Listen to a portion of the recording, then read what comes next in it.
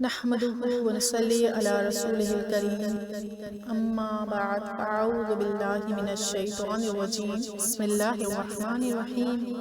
کتاب سنی بہشتی زیور، حصہ اول، صفحہ نمبر 93،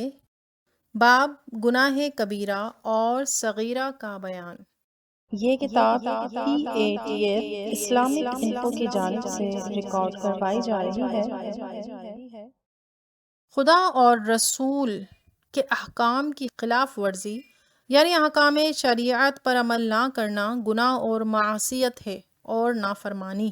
یہ نافرمانی جس قدر ناخدا ترسی اور ڈھٹائی اور جسارت کی کیفیت اپنے اندر لیے ہوئے ہوگی، اسی قدر گناہ بھی شدید ہوگا۔ اسی لحاظ سے گناہ کی دو قسمیں ہیں۔ نمبر ایک گناہ صغیرہ، یہ وہ گناہ ہے جس کے کرنے والے کے لیے کوئی وعید نہیں آئی، یعنی اسے کوئی وعدہ عذاب نہیں دیا گیا اور کوئی خاص سزا اس کے لیے شریعت میں نہیں رکھی گئی۔ آدمی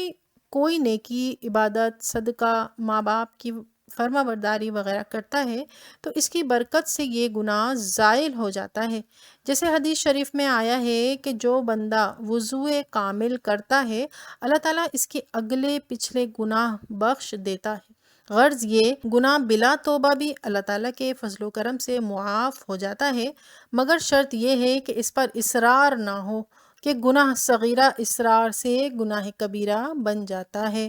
اور بلا توبہ کیے اس کی معافی نہیں ہوتی۔ نمبر دوسرا گناہ کبیرہ ہے۔ یہ وہ گناہ ہے جس کے لیے شریعت میں کوئی حد مقرر فرمائی یا جس پر وعید آئی یا وعدہ عذاب دیا گیا، اور یہ وہی گناہ ہیں جن کی ممانعت صراحت اور تاکید کے ساتھ آ چکی ہو، جیسے زناکاری، شراب نوشی اور چوری وغیرہ۔ علماء کرام فرماتے ہیں جب انسان کسی گناہ کا ارتکاب کرتا ہے تو اس سے اس کی پاکیزہ اور معصوم فطرت متاثر ہوتی ہے اور آہستہ آہستہ وہ گناہوں سے مانوس ہو جاتا ہے۔ حدیث شریف میں ہے، سید عالم صلی اللہ علیہ وآلہ وسلم نے فرمایا، جب بندہ کوئی گناہ کرتا ہے اس کے دل میں ایک سیاہ نقطہ پیدا ہو جاتا ہے، جب وہ اس گناہ سے باز آتا ہے اور توبہ و استغفار کرتا ہے تو دل صاف ہو جاتا ہے، اور اگر پھر گناہ کرتا ہے تو وہ نقطہ بڑھتا ہے یہاں تک کہ تمام قلب سیاہ ہو جاتا ہے۔ جو اس نافرمانی پر دلیر اور جری کرتا ہے اور یہ بے باکی و جسارت اسے لے ڈوبتی ہے، گناہ کبیرہ سے آدمی خالص توبہ و استغفار کیے بغیر پاک نہیں ہوتا۔ قرآن و حدیث میں جن کبیرہ گناہوں کا ذکر آیا ہے ان میں سے کچھ یہ ہیں: ناحق خون کرنا، چوری ڈکیتی کرنا، یتیم کا مال ناحق کھانا اڑانا، ماں باپ کو ایذا دینا، سود کھانا، شراب پینا، زنا کرنا، جھوٹی گواہی دینا، نماز نہ پڑھنا، فرض روزے نہ رکھنا، استطاعت حج کے باوجود حج نہ کرنا، صاحب نصاب ہوتے ہوئے بھی زکوٰۃ نہ دینا، جھوٹی قسم کھانا، ناپ تول میں کمی بیشی کرنا، مسلمانوں سے ناحق لڑائی لڑنا اور ان میں فتنے پھیلانا، اور دین کے نام پر ہو تو اور برا، حکام کے روبرو چغلی کھانا، کسی مسلمان کی غیبت کرنا، قرآن شریف پڑھ کر بھول جانا، علماء دین کی بے عزتی کرنا، خدا تعالیٰ کی مغفرت سے نا امید ہونا، خدا تعالیٰ کے عذاب سے بے خوف ہونا، فضول خرچی کرنا، کھیل تماشے میں اپنا پیسہ اور وقت برباد کرنا، خودکشی کرنا، داڑھی منڈوانا، آتش بازی کرنا، شادی بیاہ اور خوشی کی دوسری تقریبات کے مواقع پر بے حیائی اور ڈھٹائی کے ساتھ ناچ گانے کی محفلیں سجانا اور احکام شریعت کی پرواہ کیے بغیر ہلڑ مچانا، پاک دامن پارسا اور نیک مردوں اور عورتوں پر تہمتیں تراشنا وغیرہ۔ ہیڈنگ: مسلمان مرد اور بیویاں یاد رکھیں کہ گناہ کی دو صورتیں ہیں۔ ایک بندہ کا وہ گناہ جو خالص اس کے اور اس کے پروردگار کے معاملے میں ہو، کہ کوئی فرض نماز چھوڑ دی، کسی دن کا فرض روزہ چھوڑ دیا، اور کوئی ایسا کام کر لیا جس کا تعلق بندوں سے نہیں بلکہ وہ خالص اپنے رب جل وعلا کے حکم کی خلاف ورزی ہے، تو اس قسم کے گناہوں میں اتنا ہی کافی ہے کہ آدمی توبہ النصوح یعنی سچے دل سے توبہ کرے، یعنی جو کر چکا اس پر نادم ہو، بارگاہ الہی میں گڑ گڑا کر اس کی معافی چاہے اور آئندہ کے لیے اس گناہ و نافرمانی سے باز رہنے کا عزم بالجزم قطعی پختہ ارادہ کر لے، اور بقدر قدرت جہاں تک اس کے مقدور میں ہے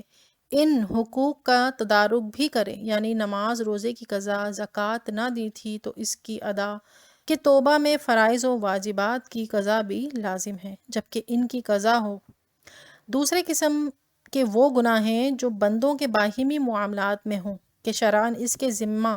کسی کے لیے ثابت ہو، اور ہر وہ نقصان و آزار جو شرعی اجازت کے بغیر کسی قول و فعل یا ان کے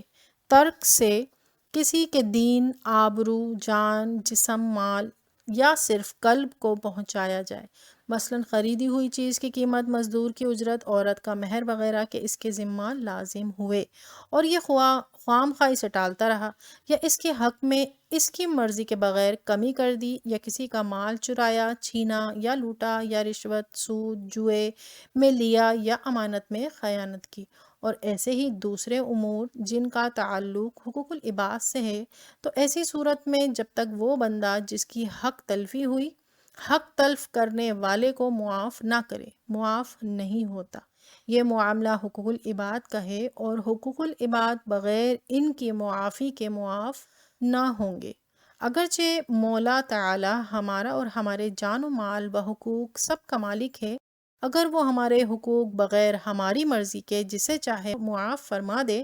تو بھی عین حق و عدل ہے کہ ہم بھی اس کے اور ہمارے حق بھی اسی کے مقرر فرمائے ہوئے،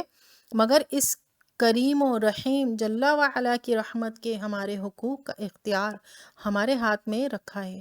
بغیر ہمارے بخشے معاف ہو جانے کی شکل نہ رکھی کہ کوئی ستم رسیدہ یہ نہ کہے کہ اے مالک میرے، میں اپنی داد کو نہ پہنچا۔ پھر یہاں معاف کرا لینا سہل ہے، قیامت کے دن اس کی امید مشکل ہے کہ وہاں ہر شخص اپنے اپنے حال میں گرفتار، نیکیوں کا طلبگار، برائیوں سے بیزار ہوگا۔ پرائی نیکیاں اپنے ہاتھ آتی، اپنی برائیاں کسی کے سر جاتی، کسے بری معلوم ہوتی ہیں۔ چنانچہ حدیث شریف میں آیا،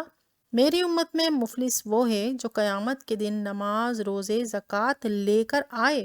اور یوں آئے کہ کسی کو گالی دی، کسی پر زنا کی تہمت لگائی، کسی کا مال کھایا، کسی کا خون گرایا اور کسی کو مارا تو اس کی نیکیاں اسے دی گئیں۔ پھر اگر نیکیاں ختم ہو گئیں اور حقوق باقی ہیں تو اس کے گناہ لے کر اس پر ڈالے گئے، پھر جہنم میں پھینک دیا گیا، والعیاذ باللہ تعالی۔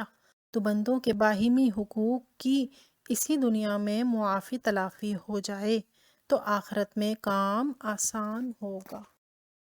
آپ دیکھ رہے ہیں PATF Islamic info YouTube channel. مزید اسلامک ویڈیوز کے لیے ہمارا چینل سبسکرائب کریں۔